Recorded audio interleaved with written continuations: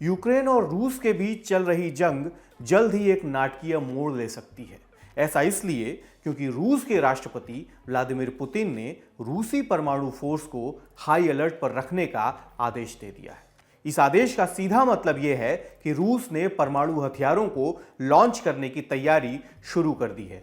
और साफ शब्दों में कहें तो अब रूस और यूक्रेन के बीच जारी जंग के परमाणु युद्ध में बदलने का खतरा बढ़ गया है। पुतिन ने अपने इस बेहद आक्रामक फैसले के लिए पश्चिमी देशों द्वारा रूस के खिलाफ लगाए गए कठोर आर्थिक प्रतिबंधों का हवाला दिया है। रविवार को उन्होंने रूस के रक्षा मंत्री सर्गेई शोइगु और रूसी सेना के शीर्ष अधिकारियों के साथ एक बैठक की।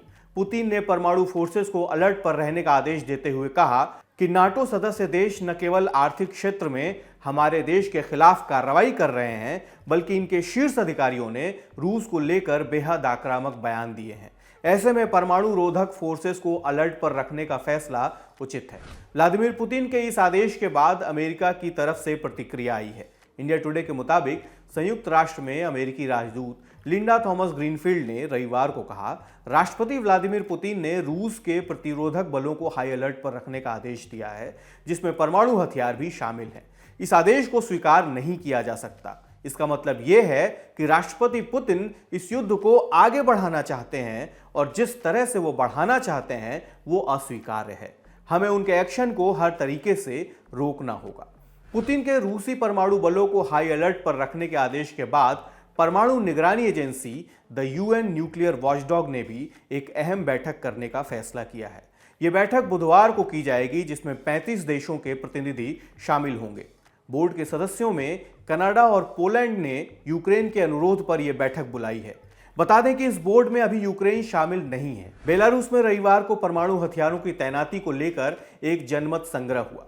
रिपोर्ट के मुताबिक इस जनमत संग्रह में 65.20% लोगों ने परमाणु हथियारों को लेकर चली आ रही पुरानी नीति में बदलाव के पक्ष में मतदान किया।